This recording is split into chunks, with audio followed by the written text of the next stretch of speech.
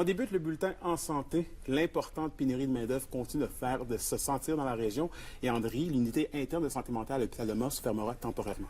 Oui, Anthony, au moins pour la période estivale, et c'est en raison du manque d'effectifs. C'est du moins ce que nous dit le CISAT, l'organisation qui explique ne pas avoir atteint ses cibles de recrutement et de rétention du personnel et avoir pris cette décision pour éviter une fermeture précipitée cet été. Elle préférait donc anticiper le coup et fermer l'unité de manière préventive.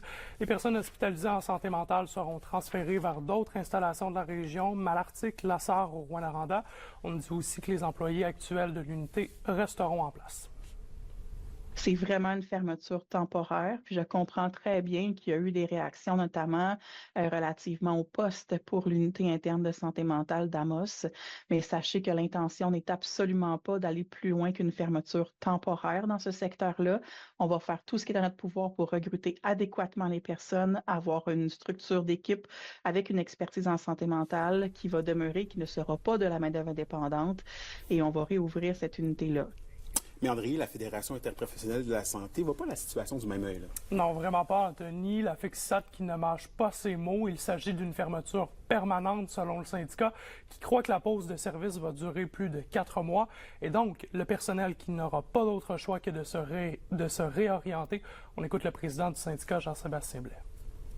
Comme la fermeture va excéder le 4 mois qui est prévu dans les conventions collectives, les gens devront faire un choix et devront se réorienter. Donc, notre crainte, c'est que cette fermeture partielle-là devienne permanente avec les années, puisque quand on déplace du personnel qui a justement une expérience en santé mentale, de réussir à retrouver suffisamment de personnel pour ouvrir cette unité-là, ça relève pratiquement de mission impossible. Donc, de fermer cette unité-là, pour nous, c'est de condamner l'unité interne de santé mentale à Amos et de diminuer l'offre de services concrètement.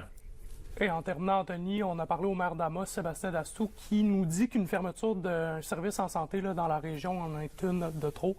Mais il se montre tout de même compréhensif envers le CISAT et la pénurie de main-d'œuvre. Parfait, on suit donc la situation. Merci beaucoup, André. Au plaisir.